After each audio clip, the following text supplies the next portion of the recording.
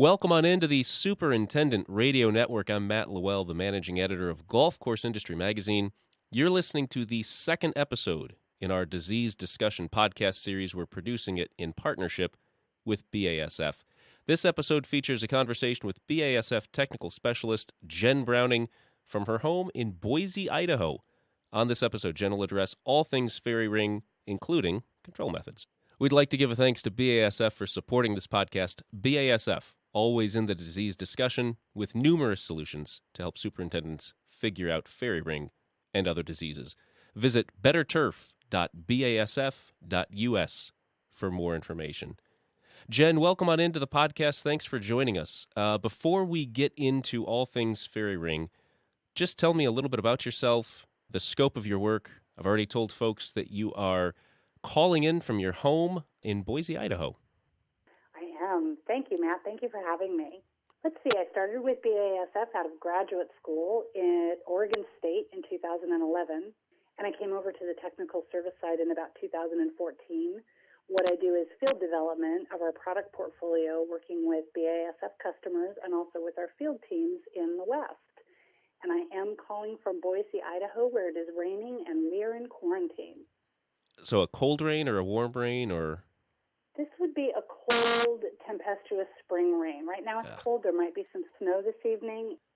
Well, hopefully it picks up for you as spring rolls on and as the season in many parts of the country, at least maintenance-wise, rolls on. What is the most interesting thing? And obviously you don't work only with golf course superintendents, but what is the most interesting thing about working with golf course superintendents, and what have you taken from them that you've been able to apply to your own work? Oh, superintendents are such an interesting group. So one of the things I noticed early on was how hard superintendents work. I didn't realize how many hours they put in, that it might be 7 days a week, that it was often 7 days a week and very long days. But one of the things that's interesting is how complicated their roles are. So the superintendents, of course, are overseeing the course and turf grass quality, but they also have to corral all the logistics of labor and tournaments and the effects of weather. And then on top of that, they have to be diplomats. They're dealing with course management, members, players, even sometimes the general public. So I think one of the things that I've really gleaned in working with them is just that sense of professionalism and that stoicism when things don't go according to plan. They're a very professional group. And how often in your role are you working with golf course superintendents? Is it a regular part, or is it something where you're only able to get out there a little bit? It's a fairly regular part of my role. So there are a few superintendents that I speak with on a fairly frequent basis at some parts in my geography, California and the Southwest, for example, as well as the local area where I live. And I see golf courses several times a month. I'll go out with a salesperson and we may travel around and see a few different properties and talk with a few different people. There are some times of the year that superintendents are very busy and we don't interact as much, but in the spring in particular, I see quite a few of them and talk to them on the phone a lot. So we're into April now. What is early spring like for you and for others who are in your position?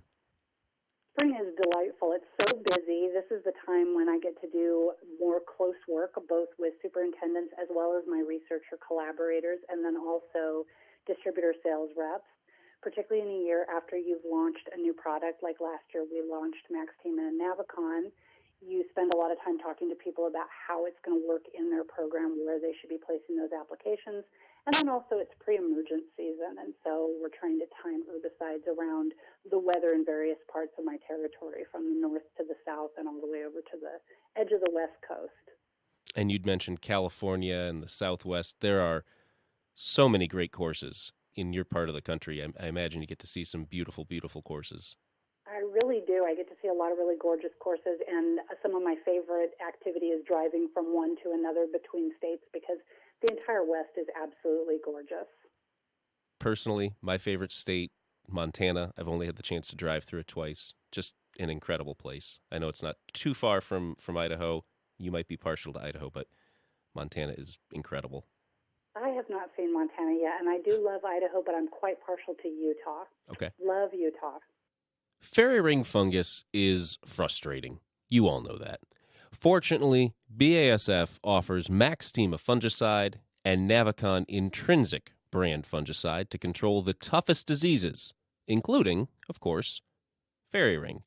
Whether you have cool or warm season turf, you can safely and affordably spray Maxtima fungicide and Navicon Intrinsic brand fungicide at any temperature on any turf variety to help ensure disease-free playing conditions all year long. So getting back to golf courses, to disease, because that's why we're here, and fairy ring in particular, Jen, what have you learned in all of your travels, in traveling from state to state across the region? What have you learned about fairy ring in your travels and in your research and your studies? Well, one of the first things that I learned about fairy ring when we started to have some chemistry that worked really well for that disease was that fairy ring has a fan club. So I get on Twitter every Friday afternoon and I look at Dr. Mike Fidanza's hashtags Frisky Fairy Ring Friday to see everybody's entries for what they've seen in fairy ring during the week. I thought that was really interesting that it has such a cultish following.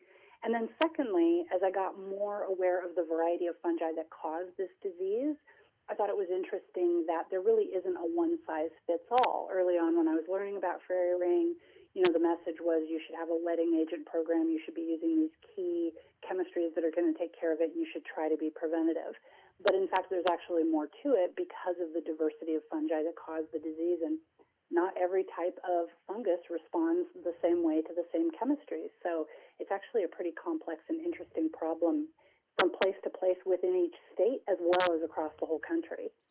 Is there any rhyme or reason within the regions? It's different from region to region, but if you're saying just, say, Idaho or just Western Washington, does it tend to be a little more controlled within those regions, a little more similar? It seems like what you can predict from the geographic region for fairy ring is just when you'll see it during the season. So if you'll see it in February or March versus later in the season. And then depending on what summer temperatures are like, that can be indicative of whether you see type 1, the most damaging type where you get a lot of hydrophobic soil and these real dried out areas. So it's more the way it manifests. It seems like the diversity is pretty broad across the entire country. Are there different, not even just different reactions and different sorts of fairy ring that you see, but are there different types of fairy ring, Jen? There are. So what they all have in common is that they're typically basidiomycete fungus. So they're the ones that can produce mushrooms, although they don't always do that. There's typically three that we think of. We think of type 1 as the drier soil. That's the one that can happen in the heat of summer. It's not the typical time that you would think of for fairy ring infections. But you can see these sunken areas in the turf. It becomes very hydrophobic down in the crown and that surface layer of soil. And then also, if you do get any mushrooms forming in that type 1, they tend to be the puffball type, not the gilled or the frilled type of mushrooms. So that type 1 is really the one that strikes fear in everyone's heart because often, though you can make curative applications, the turf is so damaged that sometimes people will just kind of dig it out and resod in that area. There's a second type, which is type 2, and that one looks like stimulated turf. You can see a ring where the turf is greener and taller. It's growing more vigorously than the turf around it. Typically, it's in circles. And that one can get more of the frilled or the gilled mushroom appearance, although you won't always see mushrooms in any of these types. Type 3 is no real turf changes, but the fairy ring is actively there and actively growing. And in that kind, when you get mushrooms, that's the only symptom that you have. You'll see a ring of mushrooms, but you won't see stimulated turf, and you won't see injured turf. So those are typically the three kinds. One of the interesting things about them is you can go from type 2 to type 1. They're not linear. They don't go in order. You can have different ones come up at different times of year in the same place, kind of depending on what the climate conditions are.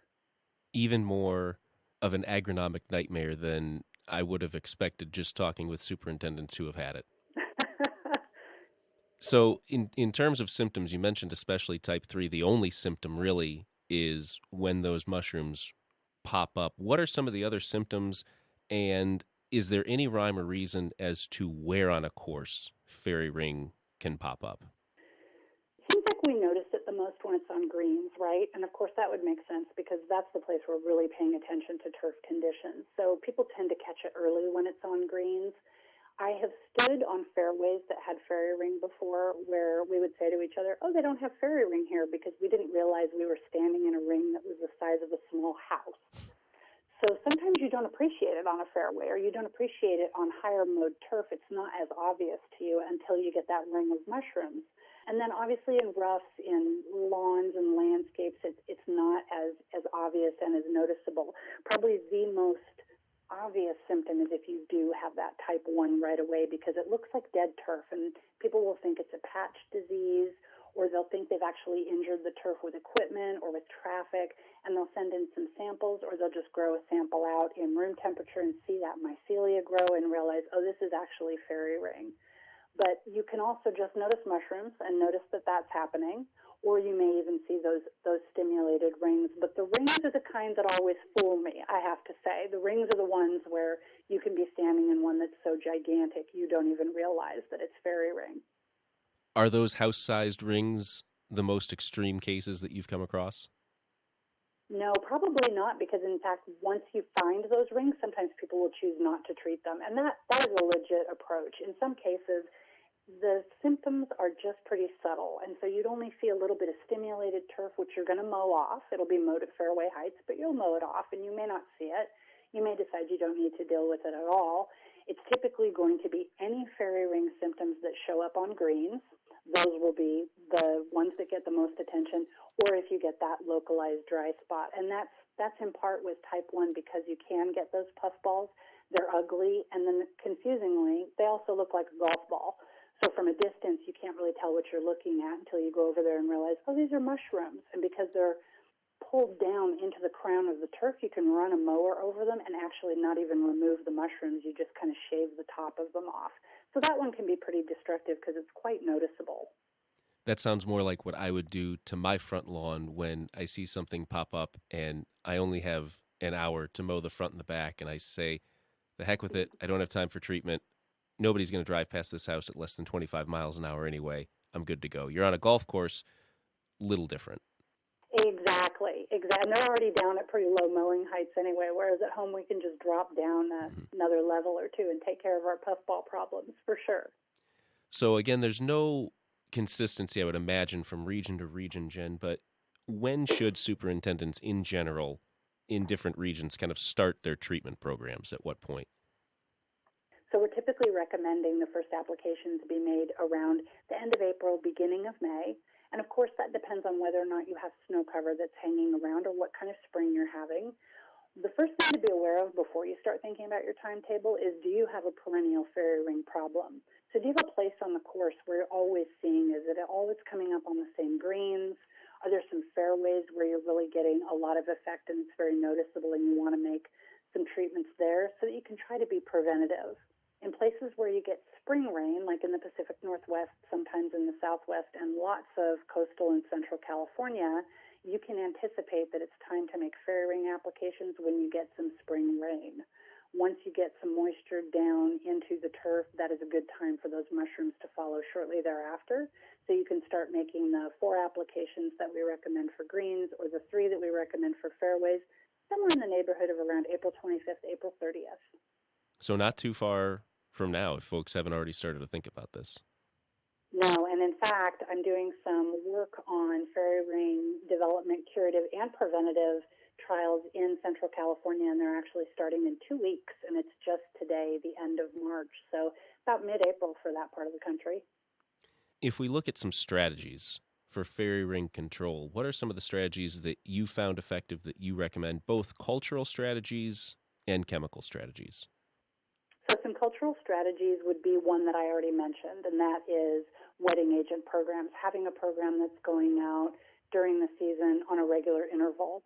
It doesn't necessarily need to be married to your chemical applications. You can do it separately, or some superintendents will choose to tank mix and have everything go out at the same time.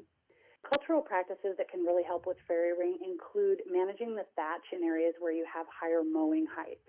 That's less important for greens where there really isn't any thatch development. But on greens is where we're going to be thinking about using those wetting agent programs. Now, whether that goes out on a regular basis around the chemical applications or the superintendent chooses to mix them in and apply them at the same time, either approach is absolutely fine. wetting agent programs really do help tremendously, not only with water movement, but also getting the chemistries that they do apply down to the active areas. For both higher mowing height areas like fairways and also for greens, the next level of cultural management would be aeration. Aeration can definitely help, including core aeration. When we think about chemical strategies, over the years, as the story has been developing about wetting agents and knowing that that program is foundational and that's really important, we've also seen a lot of kind of winners rise to the surface in terms of chemistries that can control fairy ring, both preventatively and curatively. So you'll find some really good materials in the strobel urine group. You'll find some great DMIs or sterol inhibitors, and then you'll also find some SDHI chemistry that works really well. What we've done at BASF is created a fairy ring performance support program, and that basically recommends applications starting in the mid to late spring, about the end of April, beginning of May, and going out every 28 days to carry throughout the season. It includes 3 different modes of action and 4 different chemistries. That includes some of our new introductions like Maxtima and Navicon, as well as Lexicon and Exemplar, products that have always been really good on fairy ring. And in conjunction with those wetting agent programs, what we've seen is really excellent turf quality that can be maintained all season long. I think the cultural strategies are also very important, though. The best results are always going to come from that full approach that includes all those different techniques. And when you're on this 28-day cycle, how far into fall do courses normally look? How far into the fall can fairy ring last if it's not properly controlled? The same way that your fairy ring pressure can start at different times depending on where you are in the country, your fairy ring season can end at different times. So on our performance program, the last application is made about mid-August. But I want to say my best contributions to Mike Fidanza's Frisky Fairy Ring Friday hashtag on Twitter have occurred in November in the Pacific Northwest. So it's entirely possible that out of a 12-month year, you could have 9 to 10 months of active fairy ring season. However, making the applications in an area where you know you have a long season, you can elongate your intervals and go, instead of 14 or 21 or 28 days, you can go even a little bit longer, or make an additional application to ensure that you stay clean all year, and then just keep track of rainfall to know when you're likely to be symptomatic. So you're saying that while folks are preparing for Thanksgiving, fairy ring might still be a thing out there, at least in certain parts of the country. Unfortunately, I think it's true.